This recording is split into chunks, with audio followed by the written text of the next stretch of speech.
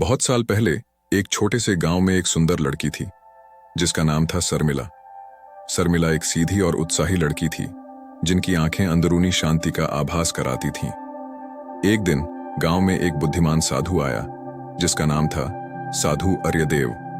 साधु अर्यदेव एक भ्रमणीय अर्षि थे जो ज्ञान, शांति और समृद्धि का संदेश फैलाते थे। साधु अर्यदेव ने गांव वालों को आशीर्वाद दिया और उनसे बातचीत करने का आलोचना किया। शर्मिला ने उससे मिलने का निर्णय किया और उसके सकारात्मक ऊर्जा को देखकर साधु ने उसे आशीर्वाद दिया, कहते हुए, बच्ची, तुम्हारा दिल पवित्रता से भरा हुआ है। तुम मुझे एक अद्वितीय प्रेरणा का स्रोत लगती हो।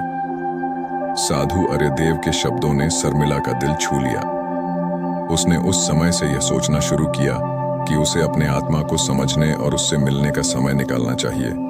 वह हर बुधवार को साधु अर्यदेव से मिलती और उसे जीवन के महत्वपूर्ण सवालों का समाधान मांगती। साधु ने उसे योग, ध्यान और आत्मा के साथ मिलने की शिक्षा दी, समझाया कि असली खोज आत्मा में ही होती है। शर्मिला साधु अर्यदेव की प्रेरणा से प्रेरित होकर ने स्वयं को स्वयं सिद्धि और आत्मा के साथ मिलाने के लिए समर्पित करने का निर्णय लिया। उसने इन अभ्यासों को अपने दैहिक जीवन में समाहित किया और उनमें सुकून पाया। एक दिन गांव में एक आग लग गई और पूरे गांव को नष्ट कर दिया। शर्मिला ने तत्काल साधु अर्यदेव से मदद मांगने का निर्णय किया और उन्हें गांव में बुलाया। साधु अर्यदेव ने देखा कि गांव की स्थिति बहुत ही कठिन थी, पर उसने देखा कि शर्मिला ने अपनी समृद्धि से गांव की सेवा में अपना सब कुछ लगा दिया था। उसने देखा कि उसने गांव को पुनः बनाने के लिए अपनी शक्ति और ऊर्जा का समर्पण किया था।